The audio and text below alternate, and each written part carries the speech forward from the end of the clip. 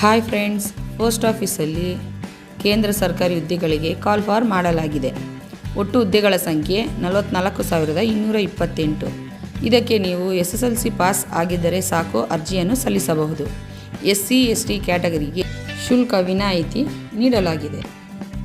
SC/ST category ಹೊರತುಪಡಿಸಿ ಬೇರೆ ಕ್ಯಾಟಗರಿಯವರಿಗೆ ಅರ್ಜಿಯ ಶುಲ್ಕ 100 ರು ಆಗಿರುತ್ತದೆ.